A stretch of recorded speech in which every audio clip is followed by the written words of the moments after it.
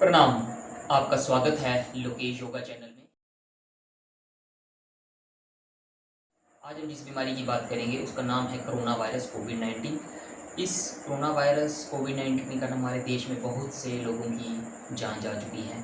जब भी corona virus कोविड-19 का नाम आता है तो एक वर्ड सामने आता है इम्यूनिटी।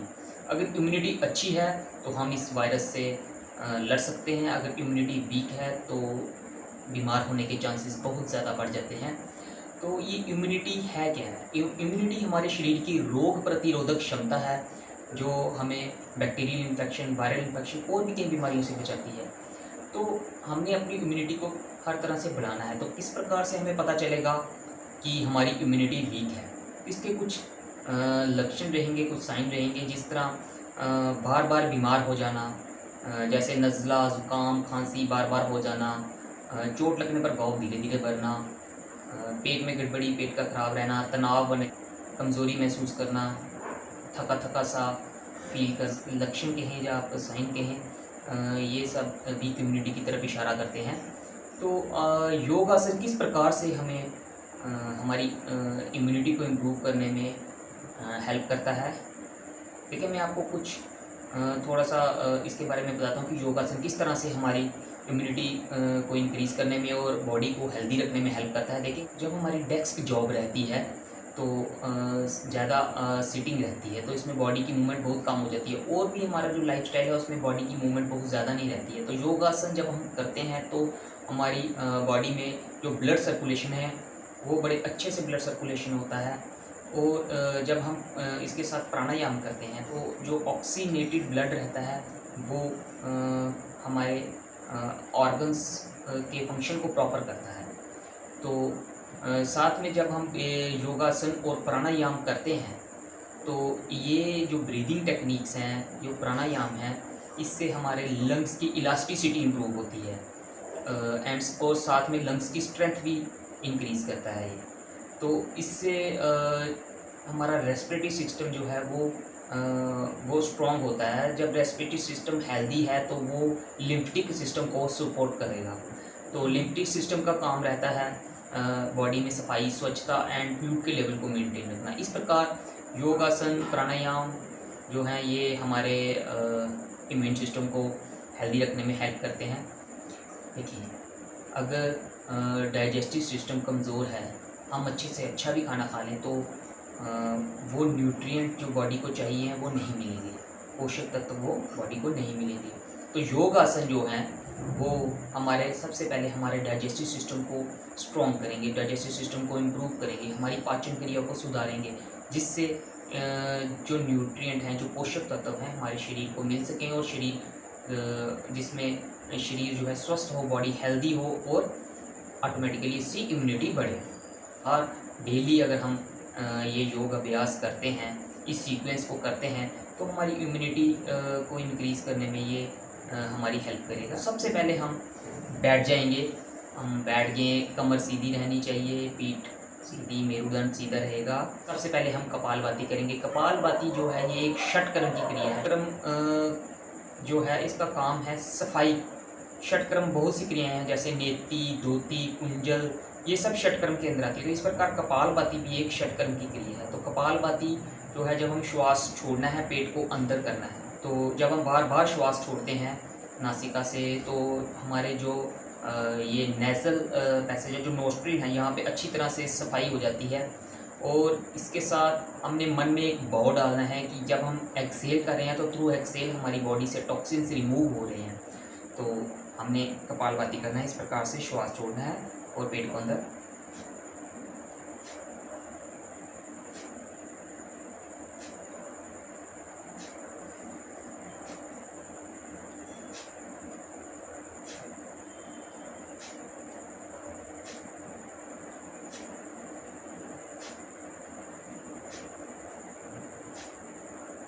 इस प्रकार से हमने कपालभाति धीरे धीरे श्वास छोड़ते जाना है, पेट अंदर की तरफ जाएगा, फोकस रखना है एक्सहेलिंग पे और भाव डाल के रखना है कि थ्रू एक्सहेल हमारे टॉक्सिन्स रिमूव हो रहे हैं बॉडी से। इसके बाद कपालभाति के हमने 3 राउंड करने हैं। 3 राउंड करेंगे, 30-30 के स्ट्रोक्स लेंगे, 30 to 50 तक हम एक राउंड में स्ट्रोक्स लेंगे और इसके 3 राउंड करेंगे कपालभाति के। कपालभाति के बाद अब हम करेंगे ताड़ासन। ताड़ासन जो है हमारी बॉडी को एक बड़ा अच्छा एक स्ट्रेच भी देता है और तनाव को दूर रखने में हमारी हेल्प करता है। तो ताड़ासन के लिए हम दोनों पाँव को मिला लेंगे। ताड़ासन के लिए दोनों पाँव को मिलाया, हाथों को सिर के ऊपर इंटरलॉक किया, श्वास भरते हुए धीरे धीरे धीरे हाथों को ऊपर खींचना है और यहाँ पे ऊपर की तरफ स्ट्रेच करते रहना है बॉडी को। हाथों से शरीर को ऊपर की तरफ खिंचाव बना के रखना है। यहाँ पे श्वास अपना नॉर्मल रहेगा।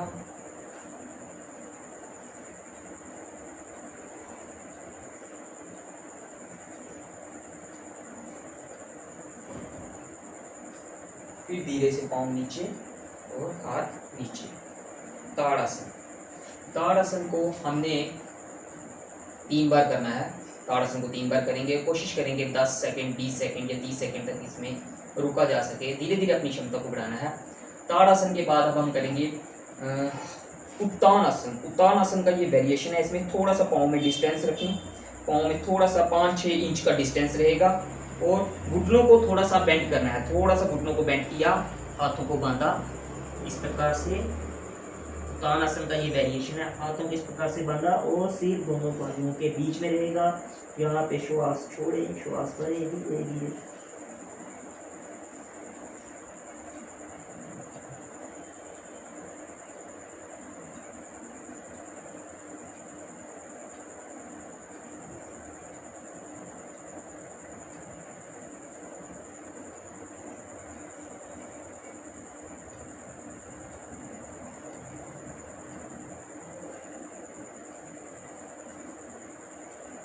धीरे से दोनों हाथों को खोला और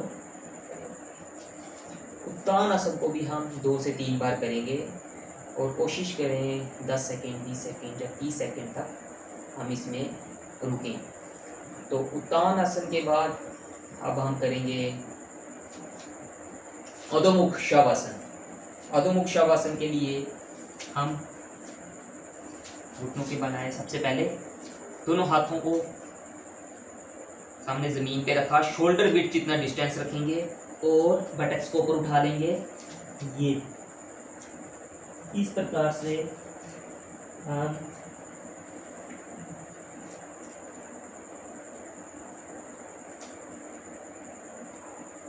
ये है अधोमुख शवासन। श्वास सामान्य चलेगा।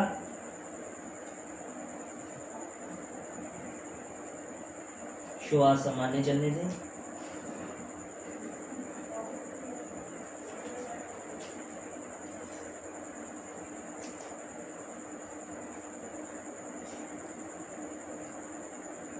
फिर धीरे से अधोमुख शवासन को भी हम 3 बार करेंगे। इसमें हमने श्वास सामान्य रहेंगे। इसमें भी आप 30 सेकंड तक रुकने की कोशिश करें। धीरे धीरे क्षमता को बढ़ाएं। स्टार्टिंग में अगर आप 10 सेकंड रुक सकते हैं तो 10 सेकंड रुकें, 20 सेकंड रुक सकते हैं तो 20 सेकंड रुकें और ज़ोर ज़बरदस्ती ना करें किसी भी आसन में। अधोमुख शवासन के बाद अब हम करेंगे सेतुबंध आसन। सेतुबंध आसन के लिए हम पीठ के बल लेट जाएंगे। पीठ के बल हम लेट जाएंगे। इसके बाद धीरे धीरे अपने बटक्स को ऊपर उठाना है। हमने बटक्स को ऊपर उठाना है। धीरे धीरे बटक्स को ऊपर उठाया और चेस्ट हमारी जो है बिल्कुल चीन के साथ चढ़ी जाएगी। ये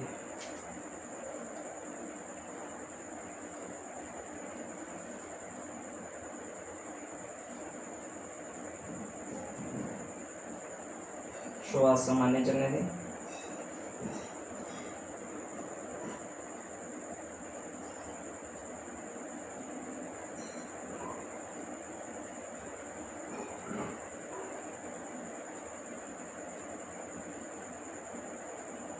फिर धीरे से बटक्स को जमीन पे रखें।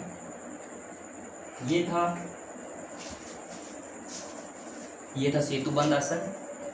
सेतुबंध आसन को भी हम 3 टाइम्स करेंगे। कोशिश करेंगे इसमें भी रुकने की कुछ देर और जब भी कोई आसन करें, जब उसके जैसे आपको कोई भी आसन करना है, जब आपको 3 बार करना है तो 1 बार करें, बीच में थोड़ा सा विश्राम करें, फिर दूसरी बार करें, फिर थोड़ा सा विश्राम करें, फिर करें। तो इस प्रकार से आपने करना है।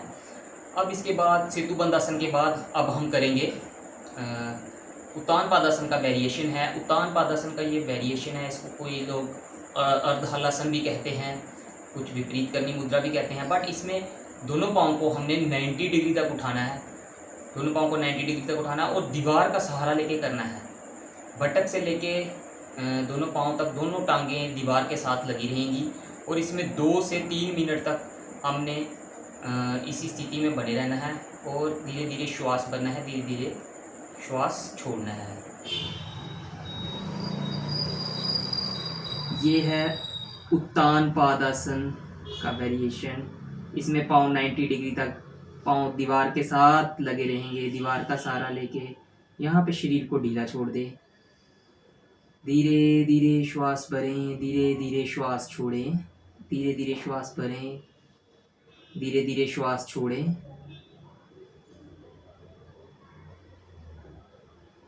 इस स्थिति में हमें 3 मिनट्स तक या 5 मिनट्स तक हम रह सकते हैं स्थिति में। फिर इसके बाद हम करेंगे मत्स्य आसन। मत्स्य आसन के लिए हम पीठ के बल लेट जाएंगे।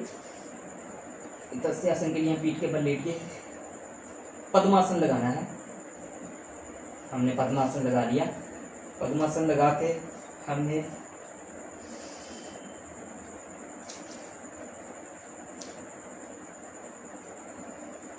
धीरे धीरे यहाँ पे श्वास लेना है, श्वास छोड़ना है। अगर हम पद्मासन नहीं लगा सकते हैं तो हमने दोनों पाँव को सीधा रखेंगे, दोनों पाँव को सीधा रखना है, दोनों बटक्स के नीचे हाथ रखें और इस प्रकार से दोनों पाँव को सीधा रख के भी इसको कर सकते हैं। ये थोड़ा इसका सरल रूप है मत्स्य आसन का। इस प्रकार से कोहनियों का एक स्टैंड सा बन जाएगा। ये कोहनियों का एक स्टैंड बन गया है और सिर का जो ऊपर का हिस्सा है वो जमीन पे टिका दे। धीरे धीरे श्वास भरें, धीरे धीरे श्वास छोड़ें।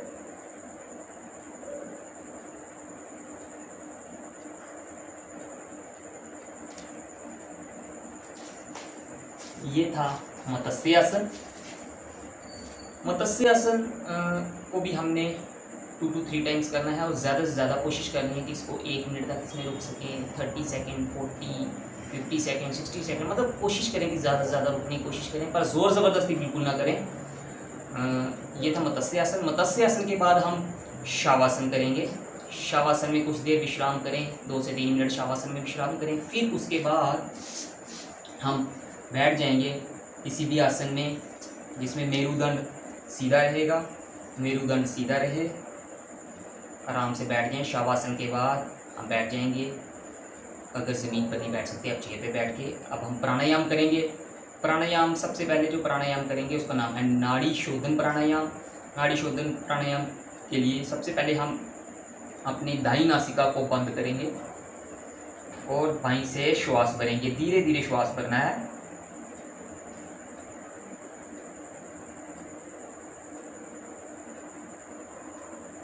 फिर बाईं नासिका को बंद करेंगे और दाईं से श्वास छोड़ेंगे।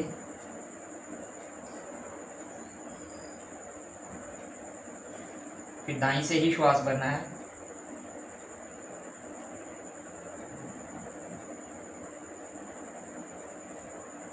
दाईं को बंद किया, बाईं से श्वास छोड़ें।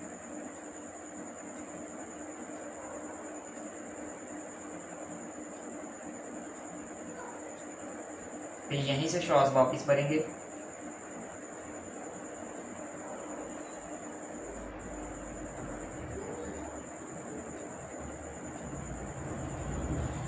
फिर बाईं नासिका को बंद किया, दाईं से श्वास छोड़ा।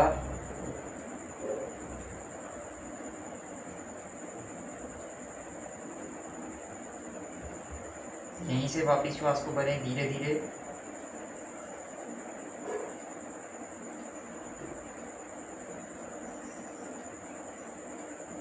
दाएं को बंद करेंगे, बाएं से श्वास छोड़ेंगे।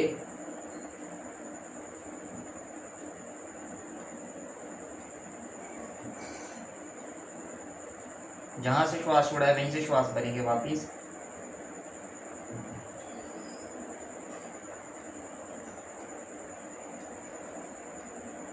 फिर बाईं को नासिका को बंद किया, दाईं से श्वास छोड़ा।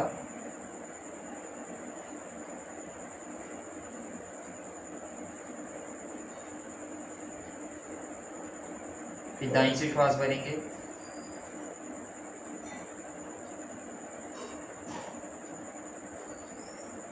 और बाईं से श्वास छोड़ देंगे।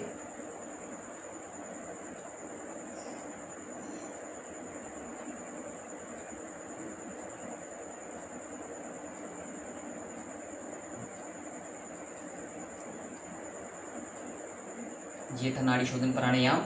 इस प्रकार से आपको कंटिन्यूसली धीरे धीरे करते जाना है। धीरे धीरे लंबा गहरा श्वास भरना है। धीरे धीरे लंबा गहरा श्वास भरें और छोड़ें। नाड़ी शोधन प्राणायाम को हमें 3 से 4 मिनट तक करना है। फिर उसके बाद आंखें बंद करके कुछ देर बैठें, महसूस करें नाड़ी शोधन प्राणायाम करने से आपको कैसा महसूस हो रहा है। फिर इसके बाद हम करेंगे भ्रामरी प्राणायाम। देखिए, भ्रामरी प्राणायाम है जो उद्गीत प्राणायाम है, ये प्राणायाम बहुत ही अच्छे प्राणायाम हैं। ये हमें डीप ब्रीदिंग करने में भी हेल्प करते हैं। जो लोग डीप ब्रीदिंग करने में जिनको प्रॉब्लम आती है उनके लिए भ्रामरी और उद्गीत प्राणायाम बहुत ही अच्छा प्राणायाम है। देखिए, जब भी हम इसको भ्रामरी को करते हैं, जैसे देखिए भ्रामरी को करने के लिए हमने ईयर के फ्लैप को थोड़ा सा अंदर की तरफ बेंड किया, श्वास भरें।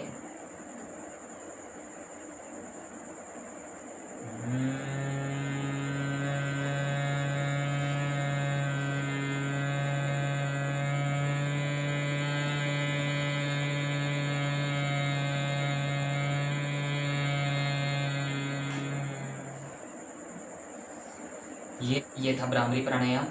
और जब भी हम भ्रामरी प्राणायाम करते हैं तो इसमें से हम श्वास भरते हैं और आवाज़ करते हैं तो इसमें श्वास जो है ऑटोमेटिकली बाहर की तरफ छूट जाता है।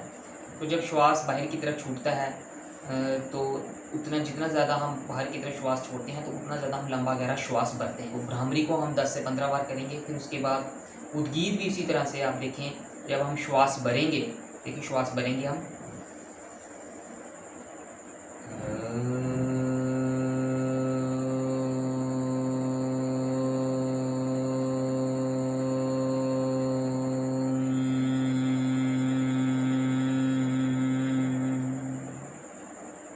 ऑटोमेटिकली श्वास बाहर की तरफ खुद ब खुद एक्सेल हो जाता है इसमें। तो जैसे ज़्यादा से ज़्यादा एक्सेल होगा तो हम ज़्यादा से ज़्यादा इनहेल करेंगे।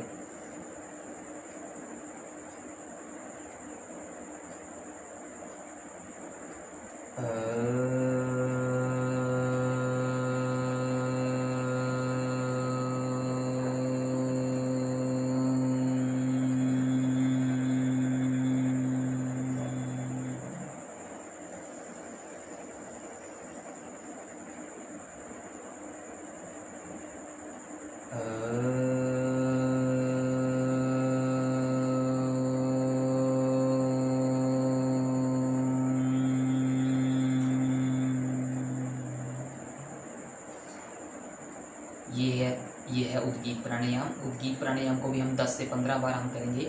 ये योग की सीक्वेंस आप रोज़ाना करें, आपकी इम्यूनिटी भी बढ़ेगी, आपकी लंग्स की पावर भी इंक्रीज़ होगी, लंग्स की स्ट्रेंथ बढ़ेगी और आपका रेस्पिरेटरी सिस्टम हेल्दी रहेगा, जिससे इम्यूनिटी अच्छी रहेगी।